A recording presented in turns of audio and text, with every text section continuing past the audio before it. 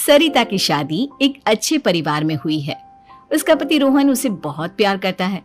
घर में उसकी सास शांति और ननद मीनाक्षी भी है, जो सरिता के किसी काम में दखल अंदाजी नहीं करती। लेकिन फिर भी सरिता को ऐसा लगता है कि दुनिया की सबसे ज्यादा बेचारी बहू वही है और सबसे ज्यादा अत्याचार उसी पर हो रहा है। माँ जी, ये लीजिए आपकी चाय। अरे बहू, तूने इतनी ज्यादा चीनी क्यों डाल दी चाय में? हाय हाय माँ जी, मैंने तो उतनी ही मीठी बनाई है जितनी मीठी आपको पसंद है। माँ जी, आपको तो मेरे हाथ की चाय अच्छी ही नहीं लगती। जब देखो कुछ न कुछ कमी निकाल ही देती हो। अरे बहू, तू एक बात के पीछे ही पड़ जाती है। मैंने ऐसा कब कहा कि तू रोज चाय खराब बनाती है? सरिता अपने कमरे में चली जाती है और फोन उठाकर अपनी माँ से बात करती है। हेलो माँ, कैसी हो आप? क्या कर रही हो?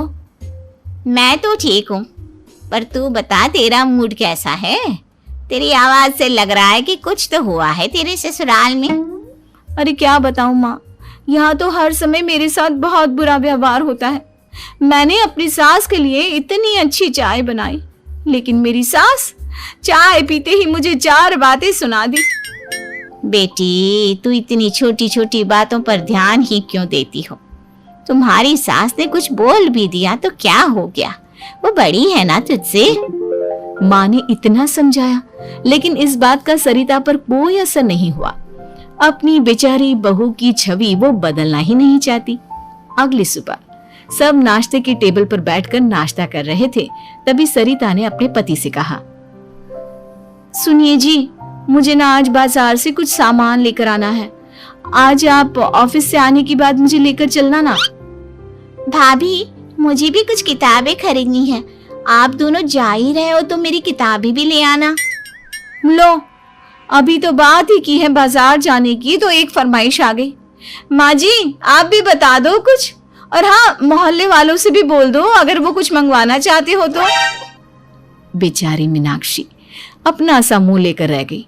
ये सब देखकर रोहन से चुप नहीं रह गया और वो गुस्से में बोला, सरिता, क्या हो गया है तुम्हें? मीनाक्षी ने तो सिर्फ किताबों के लिए बोला है।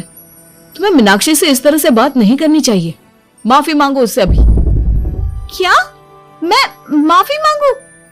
दिन भर आपके घर के काम करूं मैं, आपकी और आपके घर वालों की बातें सुनूं मैं, और अब माफी भी मैं मांगू? ऐसा कभी नहीं हो सकता। ये बोलकर सरिता वहां से चली जाती है। एक दिन उनकी पड़ोसन घर आती है। अरे सरिता, क्या कर रही है? और क्या करूंगी भाभी जी, बस घर का काम ही कर रही हूँ। आप बताओ कैसे आना हुआ? अरे मैं तो तुम्हारा हालचाल पूछने आई थी, लेकिन तुम तो बिजी लग रही हो। कोई बात नहीं, मैं बाद में आ जाऊंगी। और क्या करूं भाभी जी, जब से शादी होकर आई हूँ ना, बस काम ही कर रही हूँ। और इस घर में ना कोई मेरी कदर नहीं करता। पति है जो बस घर से ऑफिस, ऑफिस से घर। ननद को तो कॉलेज से फुर्सत नहीं। बची सास तो उनका सारा समय मेरी गलतियां निकालने में लग जाता है। अरे ये क्या कह रही हो सरिता? तुम्हारी सास तो पूरे मोहल्ले में तुम्हारी तारीफ करती फिरती है कि तुम बहुत अच्छी हो, पूरा घर तुम्ही ने संभाल रखा है। हाँ तो क्या हुआ, इसमें गलत क्या कहती है? सच्ची तो कहती है। मेरी मर्जी के बिना इस घर का पत्ता भी नहीं हिलता। शाम को जब रोहन घर आया तो उसने सबसे कहा, कल हम सबको मौसी जी के घर जाना है, उनकी बेटी की शादी है। सब अपनी अपनी पैकिंग कर लो, सुबह होते ही निकल जाएंगे। और सरिता, तुम कान खोलकर सुन लो, वहां जाकर किसी की बुराई भलाई शुरू मत कर देना, नहीं तो मुझसे बुरा कोई नहीं होगा। हाय हाय जी, आप तो ऐसे कह रहे हो जैसे मैं सुबह शाम सबकी बुराई करती फिरती हूँ। आज तक कोई कह नहीं सकता कि मैंने किसी की पीठ पीछे किसी के बारे में कोई बुरी बात बोली हो तो। अरे बस बहू, बात को और ज्यादा आगे मत बढ़ा। हमें सब पता है तो हमारे साथ क्या व्यवहार करती है। ये बात घर तक रखना, शादी में किसी को कुछ मत बोलना, नहीं तो सब कहेंगे कि शांति की बहू कितना बोलती है। हाँ हाँ, सब कुछ तो मैं ही बोलती हूँ ना। आप लोग तो हर समय फूलों की बारिश करते रहते हो मेरे ऊपर। सारी गलती मेरी है जो मैं इस घर में आई। सबका कितना ध्यान रखती हूँ, लेकिन फिर भी मेरी तो आप लोगों की नजर में कोई कदर ही नहीं है। अगली सुबह सब लोग मौसी जी के घर पर चले जाते हैं। सरिता को वहां बहुत अच्छा लग रहा है। वो अपने मन में सोचती है, यहाँ कितना अच्छा लग रहा है, कितनी रौनक है। मैं यहाँ किसी से ज्यादा बात नहीं करूंगी। अगर मेरे मुंह से कुछ ऐसा वैसा निकल गया तो रोहन जी तो मुझसे गुस्सा हो जाएंगी। सरिता ये सब सोच ही रही थी कि वहां रोहन की कजिन साक्षी आ गई और सरिता से बोली, आप सरिता भाभी हो ना? जितना आपके बारे में सुना था आप तो उससे भी ज्यादा सुंदर हो। हाँ वो तो है, मेरी सुंदरता की तारीफ सब करते हैं। लेकिन आप कौन है? मैंने आपको पहचाना नहीं। मैं रोहन भैया की कजिन हूँ। आपकी शादी पर नहीं आ पाई थी ना, इसलिए आप मुझसे मिली नहीं कभी। शांति मौसी और मीनाक्षी आपकी बहुत तारीफ करते हैं। क्या कहा तुमने? मेरी तारीफ? कभी नहीं। मेरे ससुराल वाले कभी मेरी तारीफ कर ही नहीं सकते। मैं इतनी अच्छी हूँ, मेहनती हूँ, लेकिन उन्हें तो मेरी कदर ही नहीं। सारा दिन घर का काम करती हूँ, फिर भी मेरी सास ना मुझे सुनाती रहती है और पति भी मेरी सास की साइड लेते हैं। ना कभी बाहर ले जाते हैं, ना कहीं घुमाने। अगर घुमाने के लिए कभी बोल भी देना तो उनकी बहन बीच में आ जाती है। मैं कैसे रह रही हूँ उस घर में ये मैं ही जानती हूँ। सरिता की ये बातें सुनकर साक्षी को बड़ी हैरानी हुई। अब वो हर किसी के सामने अपनी बढ़ाई और ससुराल वालों की बुराई करने लगी। रोहन और शांति को सरिता पर बहुत गुस्सा आया, लेकिन वो चुप रहे। अगले दिन जब वो अपने घर पर आए, सरिता, तुमने क्यों सबके सामने मेरी इज्जत का तमाशा बनाया? तुमसे बोला था ना कि चुप रहना। अजी ऐसा भी क्या कह दिया मैंने जो इतना भड़क रहे हो? तुम जहां जाती हो अपना रोना शुरू कर देती हो। कभी किसी दूसरे की बात ही नहीं सुनती, बस अपनी कहती रहती हो। तुमने सबके सामने हमारा तमाशा बनाकर रख दिया है। हे भगवान, मुझे अपने पास बुला ले।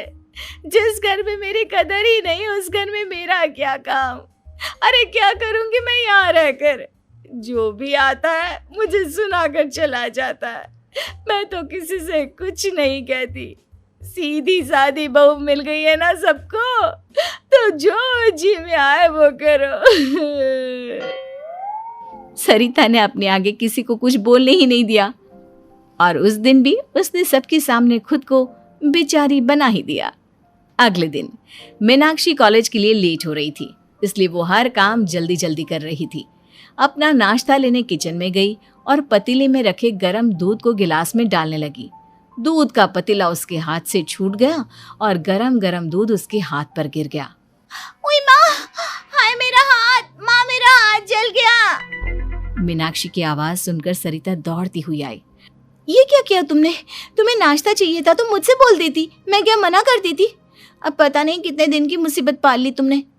सरिता मीनाक्षी को उसके कमरे में ले गई और उसका बहुत ख्याल रखा। उसका इस तरह से ख्याल रखना शांति और रोहन को थोड़ा अजीब लगा।